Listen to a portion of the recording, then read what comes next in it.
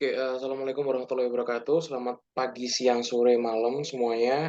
Kami dari kelompok 5 akan mempresentasikan progres pengajuan HKI kami selama 8 minggu ini.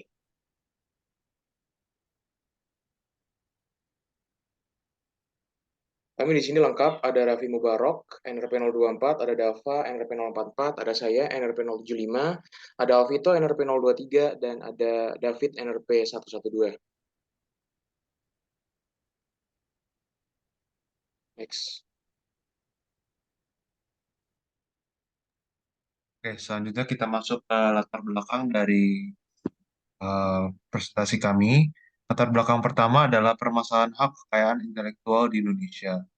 Nah, permasalahan hak kekayaan intelektual di Indonesia ini bisa berupa misalkan maraknya pembajakan dalam jumlah besar, itu bisa terhadap musik, bisa terhadap film, bisa terhadap buku, dan lain-lain. Dan juga permasalahan ini juga membawa dampak merugikan bagi pemilik atau pencipta. Nah, selanjutnya kita masuk latar belakangnya ada pengaruh perkembangan teknologi. Pengaruh perkembangan teknologi ini dikarenakan era perkembangan teknologi yang pesat di abad ke-21 dan juga sekarang marak dengan konsep baru seperti ekonomi kreatif yang mengharuskan kita untuk selalu berpikir kreatif menciptakan ide-ide dan juga produk yang signifikan. Selanjutnya ada ketergantungan perusahaan ekonomi kreatif pada kreativitas. Perusahaan di sektor ekonomi kreatif bergantung pada kreativitas sumber daya manusia. Dan terakhir, kami mengangkat perlunya kesadaran masyarakat terhadap haki.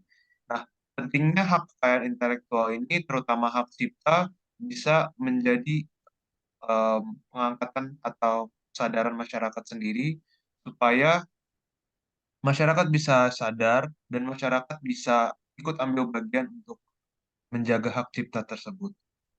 Dan juga masyarakat juga bisa mengambil bagian dalam apa namanya penambahan atau lebih concern lagi tentang undang-undang kekayaan intelektual sebagai perlindungan terhadap pelanggaran.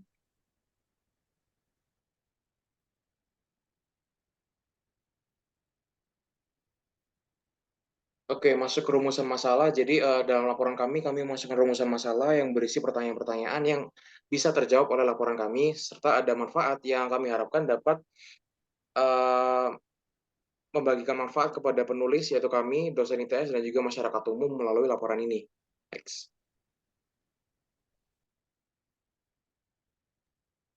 Oke, selanjutnya bab 2, deskripsi hak kekayaan intelektual. Pertama, definisi dan pentingnya hak cipta. Oke, jadi sebenarnya hak cipta ini sudah ada peraturannya yang mengikat, yaitu ada pada Undang-Undang Nomor 28 Tahun 2014 tentang hak cipta, di mana hak cipta ini adalah hak eksklusif yang diberikan oleh negara kepada individu yang menciptakan karya dengan tujuan untuk menghargai hasil kreativitas mereka dan memotivasi orang-orang lain untuk mengembangkannya lebih lanjut. Seperti itu. Nah, apabila HKI ini dimaksimalkan dan diperkenalkan ke pasar, ini akan memberikan kontribusi yang besar untuk ekonomi, baik dari individunya sendiri yang menciptakan karya maupun bangsa atau negara di mana hak cipta tersebut dibuat. Seperti itu. Kemudian ada prosedur dan pendaftaran hak cipta ke DJKI. Di sini source-nya dari website DJKI. Jadi yang pertama, daftar dulu di web hakcipta.djip.go.id. Step 2, login dengan username dan password yang udah dibuat. Kemudian buat permohonan hak cipta dengan klik hak cipta, kemudian klik permohonan baru. And then lengkapi persyaratan di sana, baik dokumen dan sebagainya. Setelah itu, kalau udah lengkap semuanya, udah daftar, nanti pemohon akan diberikan kode billing pembayaran untuk segera dibayarkan. Nah, kalau udah dibayar, nanti permohonan akan diproses selama 1 hari kerja. Yang terakhir, setelah proses selesai, pemohon akan mendapatkan surat pencatatan online yang menandakan bahwa karya telah tercatat. Di sini ada persyaratan pendaftaran hak cipta ke DJKI. Untuk syarat-syaratnya, yang pertama, identitas harus lengkap, baik nama, status kewarganegaraan, dan alamat lengkap pendaftar. Yang kedua ini nama, status kewarganegaraan, dan alamat pemegang hak ciptanya. Yang ketiga judul karya. Yang keempat waktu dan lokasi karya diumumkan untuk pertama kali. Yang kelima uraian karya secara singkat dan terakhir contoh ciptaan atau contoh karya. Kemudian di sini ada dokumen yang perlu dilengkapi, yaitu yang pertama contoh ciptaannya, yang kedua surat pernyataan, yang ketiga KTP.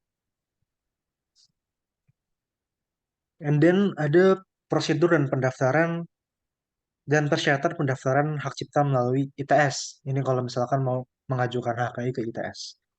Untuk prosedurnya sendiri, yang pertama, kita perlu menyiapkan dan melengkapi semua dokumen. Dan eh, pastikan ada dua jenis file dokumennya. Ada soft file dan ada hard file. Yang kedua, kirim dokumen itu ke sentra HKITS di lantai 6 gedung RCITS, Research Center.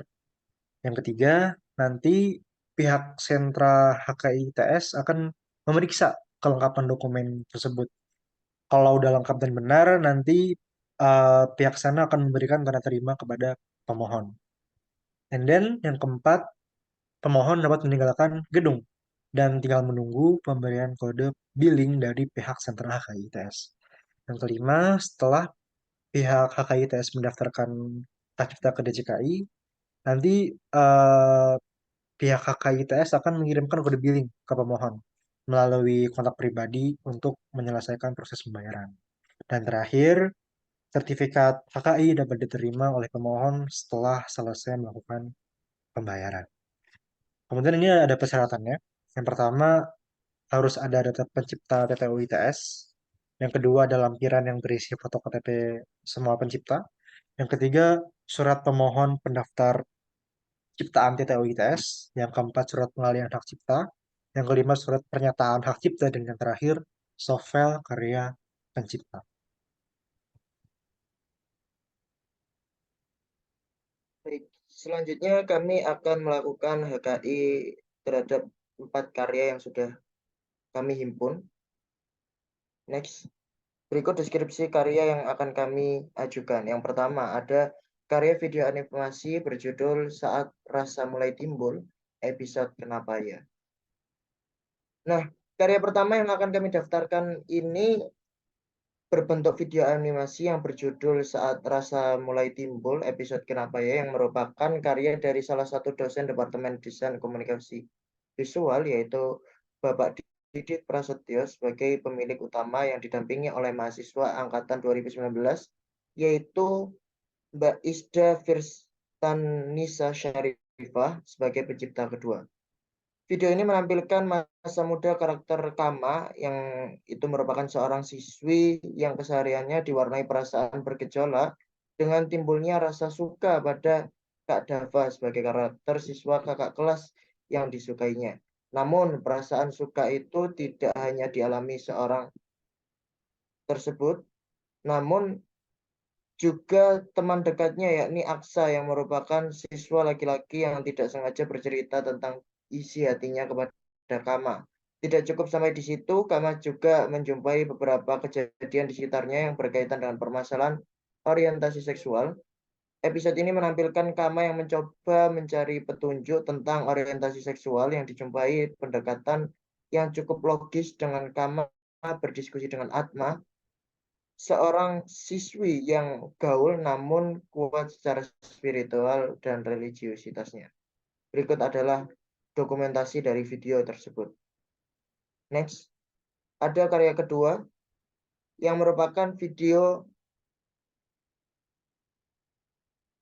mohon maaf ini ada salah tulis di sini, video company profile dari CV Bambuana Karya Nusantara, yang dimana video ini merupakan karya dari skripsi by Business mahasiswa manajemen bisnis ITS yang diketuai oleh Rania Kirana Syakira dan dibina oleh Bu Geoditaworo Bramanti dan Bu Gita Widi Bawika yang merupakan dosen dari Departemen Manajemen Bisnis dengan anggota tim yaitu Mbak Nada Salsabila dan Mbak Mutia Azkia. CV Bambuana Karya Nusantara merupakan bisnis yang bergerak di bidang kreatif dan bekerja sama dengan pengrajin anyaman bambu lokal yang menyediakan berbagai produk souvenir dan gift box atau hampers bertema eco-friendly dengan menggunakan bahan dasar bambu. Berikut adalah contoh video company profile yang kami ajukan. Next. Selanjutnya ada karya ketiga yang merupakan desain industri tas wanita interchangeable menggunakan kancing magnet, yang dimana karya ketiga ini didaftarkan oleh kami sebagai bentuk desain industri berupa karya tas wanita interchangeable menggunakan kancing magnet yang merupakan karya dari salah satu dosen desain produk ITS yaitu Bu Eri Naharani, Ustazah STMDS, dengan didampingi oleh mahasiswa bernama Cynthia Chani Hartono yang memiliki model unik dengan kegunaan membawa sebagai tempat membawa barang serta sarana ekspresi diri dengan 4 basic warna yaitu merah muda, biru, kuning, dan abu-abu. Dengan melakukan pengajuan desain industri ini memiliki harapan mampu melakukan klaim atas bentuk, konfigurasi, dan komposisi warna. Berikut adalah dokumentasi dari desain industri yang ada. Next. Selanjutnya ada karya keempat. Ya, karya keempat ini merupakan penerapan pola ornamen gapura munggah Masjid Sunan Ampel pada desain. Nah, di sini karya keempat ini didaftarkan oleh penulis untuk HKI adalah desain pola ornamen gapura munggah untuk desain partisi interior yang menggunakan karya dari salah satu dosen Departemen Desain Interior yaitu Bapak Dr. Insinyur Budiono MSN sebagai peneliti pertama dengan anggotanya bersama rekan dosen Dr. Firman Hawari SSN MDS. Kemudian ada Insinyur Nani Rahmaniyah, kemudian ada Rafli Bahye Safwan dan Fadila Rahmawati. Next. Oke, untuk selanjutnya adalah mengenai bab 3 atau logbook progress. Next. Oke, jadi setelah beberapa minggu kami mencoba untuk mengajukan permohonan pendaftaran hak kekayaan intelektual, kami sudah melakukan beberapa tahap yang sudah ditulis di logbook ini. Di antaranya yaitu pada tanggal 12 September kami melakukan pembagian tugas untuk menghubungi dosen. Lalu melanjut di tanggal-tanggal selanjutnya kami melakukan setelah kami menghubungi dosen, kami juga menerima balasan berupa identitas serta karya yang ingin diajukan dan jenis hak kekayaan intelektual yang ingin didaftarkan. Di antaranya yaitu Pak Didit dan Bu Geo hak cipta karena karyanya berupa video, dan untuk Bu Eri dan Bu Cynthia yaitu berupa hak desain industri. Lalu untuk Pak Budiono juga berupa hak kekayaan intelektual yang lainnya. Lalu di tanggal 14 Oktober setelah 15 Oktober kami setelah melakukan proses pengajuan ke Research Center, kami membuat laporan progres dan juga PowerPoint untuk penugasan di mid semester kali ini. Next.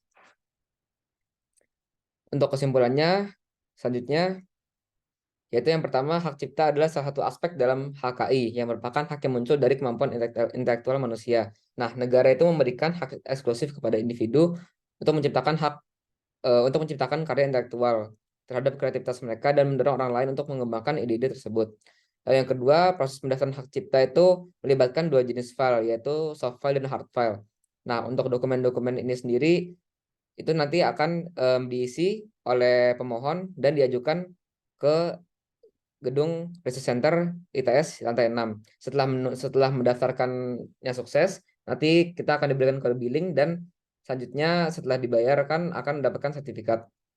Untuk dokumen-dokumennya yaitu data pencipta TTO yang berisi nama, alamat, email, nomor telepon, dan kode pos, lalu lampiran yang berisi foto KTP, surat permohonan pendaftaran, surat pengalihan, surat pernyataan, dan terakhir adalah karya penciptanya. Jika berupa video, maka karyanya diupload di dalam Google Drive, dan jika merupakan prototype maka bisa prototype tersebut bisa dibawa.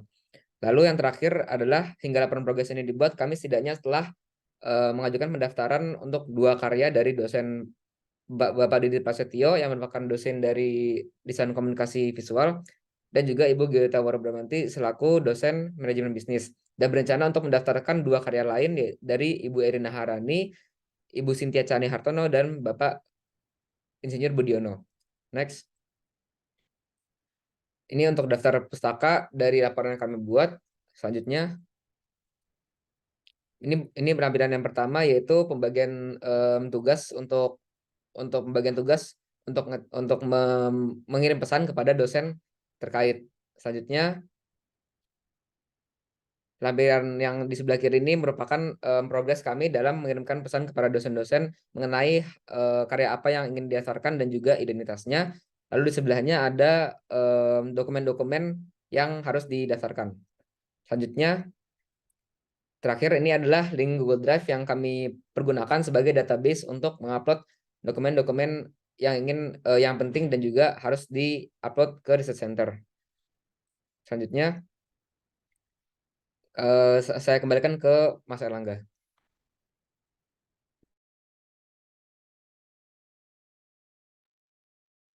Oke, jadi sekian dari kelompok kami. Terima kasih atas perhatiannya. Wassalamualaikum warahmatullahi wabarakatuh.